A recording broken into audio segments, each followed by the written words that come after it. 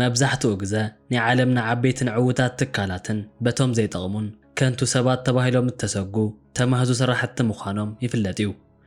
ኣብዚ ሕጂ ሰዓት ናይ ሃገረ ቻይና ብጠቕላላ ኢኮኖሚ ይኹን ኣብ ናይ ኢንተርኔት ዓለም ዓብ ጽዕንቶ እናሕደረ ዝርከብ ናይ ዓሊባባ ትካል ብኸምዚ መልክዑ ከም እተፈለመ ዝፍለጥ ነገር እዩ።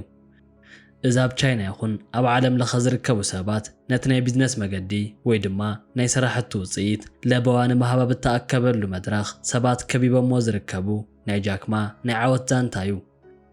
ክሳብ ናይ ዝመደብ መፈጸምታ ሓቢርኩም ንጽንሑ እናበልኩ ላይክን ሼርን ብምባል ድማ ናብ ኩሉ ንክባጻሕ ደገፍኩም ኣይፈለየኒ ክብል ፈቱ ናብቲ መደብ ካሕልፈኩም።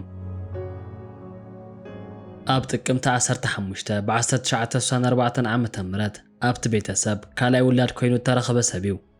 ሓደ ዓብ ሓውን ሓንቲ ንእሽተይ ሓፍትን ዝርከብዎ ኮይኖም ጽቡቓት ቤተሰብ እዮም ነይሮም። ኣብቲ ሰዓት እውን ናይ ሶሻሊስት ስርዓት ነጊሱ እቲ ሃገር ዕግርግር ዝኾነትሉ ሰዓት እዩ ነይሩ።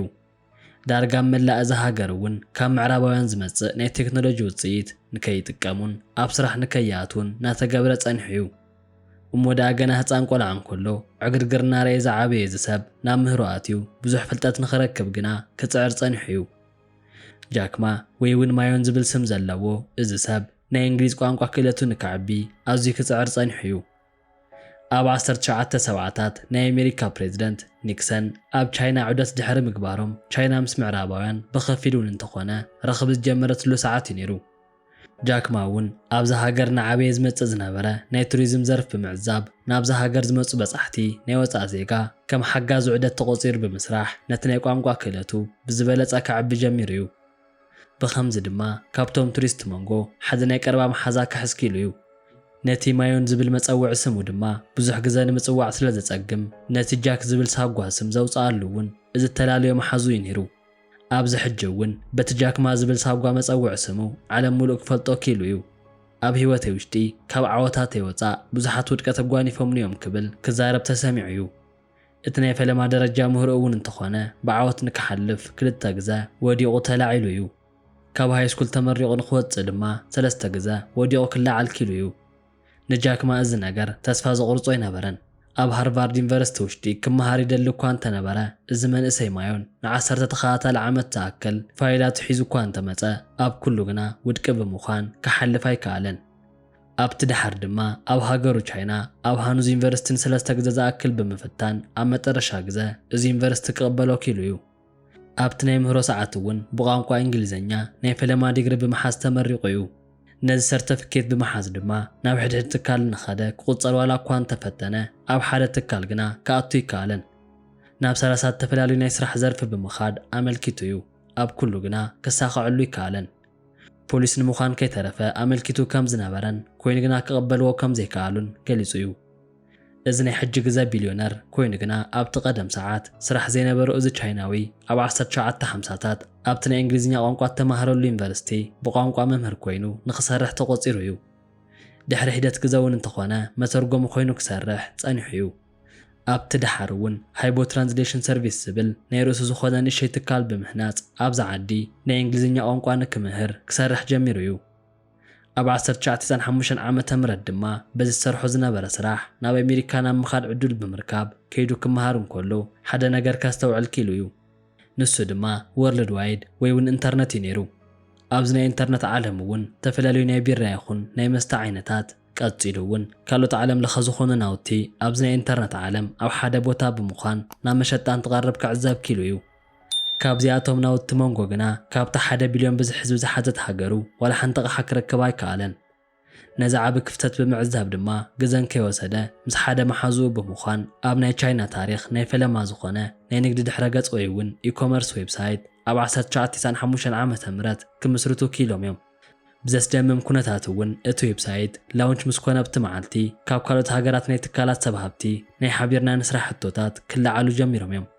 እዚ ነገር እውን ዓብ ናይ ቢዝነስ ትካል ከም ዝኾነ ተረዲኡ ከስፍሖ ዋላ እኳ እንተሓሰበ በቲ ዝነበረ ናይ ገንዘብ ሕፅረት ግና ናብ ምዕፃው በፂሑ ነይሩ እዩ።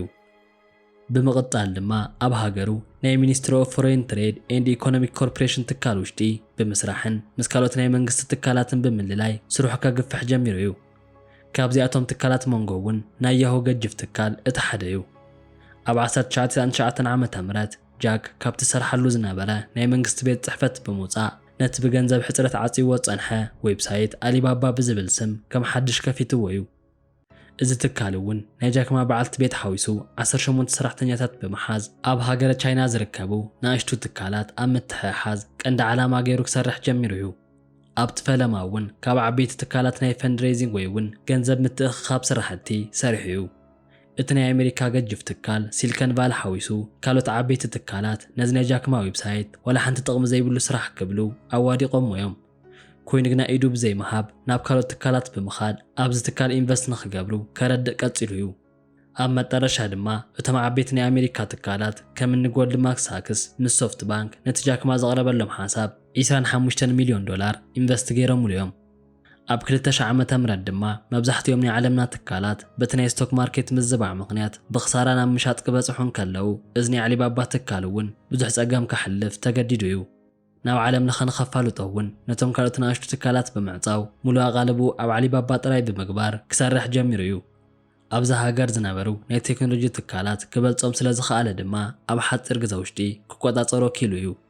ኣብ 2000 ዓመተ ምህረት ያሁ ኣብዚ ትካል $1 ቢልዮን ኢንቨስት ብምግባር ናይዚ ትካል 40% ብጽሒት ክሕዝ ኪሉ እዩ።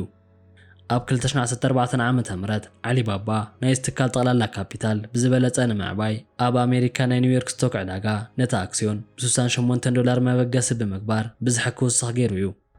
ኣብዚ መስደመም ብዝኾነ ኩነታት እውን ኣብ ናይ ኣሜሪካ ታሪኽ እቲ ዓብዪ ኢንተርናሽናል ፐብሊክ ኦፈሪንግ ወይ እውን ዓለም ለኸ ናይ ስቶክ መሸጣ ናብ $25 ቢልዮን ጠቕላላ ናይዚ ትካል ካፒታል ከብጽሖ ኪሉ እዩ። ኣብዚ ሕጂ ሰዓት እዚ ትካል ናብ $200 ቢልዮን ዝግመት ገጅፍ ትካል ከም ዝኾነ ይግለጽ እዩ። 15-20 ዓመታት ዝኣክል ኣውፂሩ ክንዲ ዝኣክል ዓወት ክረክብ ምኽኣሉ ኣዝዩ መስደመሚ ኮይኑ እዩ። ክሳብ ሕጂ እውን ግና ጃክ ነዚ ትካል ናብ ዓበ ደረጃ ንምውሳድን ካብዚ ንላዕሊ ናብ ዓበ ደረጃ ንከብጽሕ እናጻዕረ ዝርከብ ሰብ እዩ። ብዳታ ኣናሊቲክ ኢሉ እውን ኣብ ዲጂታል ኢንተርቴይንመንት ውሽጢ አሊባባ ሙዚክ፣ ዮኮ፣ ኣሊ ስፖርትስ ብምቕጻል እውን አሊባባ ፒክቸርስ ተባህሉ ናይዚ ትካል ብራንች እዮም። ናይ መግቢ ደሊቨሪ፣ ናይ ሬስቶራንት ቡኪንግ ብምቕጻል እውን ናይ ጉዕዞ ግልጋሎት ናብ ህዝቢ ተበጻሕ ብምግባር ነዚ ትካል ንዓብይ ኣብ ምምጻእ ዝርከብ እንኮ ሰብ እዩ። ፍልሚያና ቐጻሊ እዩ። ንርእስና ክንድውጥ እውን ናይ ግድን እዩ። መሬት ምርጫና ኮይኑ ይፈልጥን ብፍጽም እውን ተስፋ ይንቆርጽን። ሎማዓንቲ ከቢድ ክኾን ይኽእል እዩ፣ ጽባሕ ድማ ካብ ሎማዓንቲ ክብእስ ይኽእል እዩ። ድሕሪ ጽባሕ ዘላ ፀሓይ ግና እትዕወተላ መዓልቲ እያ። ቅድሚ 10 ዓመታት ኣብ ብዙሕ ስራሕ እናመልከተ ጸኒሑ ክቕበልዎ እኳ ተዘይከኣሉ ኣብዚ ሕጂ ወዲ 31 ዓመት ኮይኑ ግና ናይ $1 ቢልዮን ኢኮመርስ ትካል ክሃንጽ ዝኸኣለ ናይ ጃክማ ናይ ዓወት ታሪኽ ነዚ ይመስል ነይሩ። ሞዳን ዘለኩም ሪቶ ኣብ ናይ ኮመንት ቦታ ግደፉለይ እናበልኩ ላይክን ሸርን ብምባል ድማ ናብ ኩሉን ክባጻሕ ደገፍኩም ኣይፈልየኒ ክብድ ፈቱ።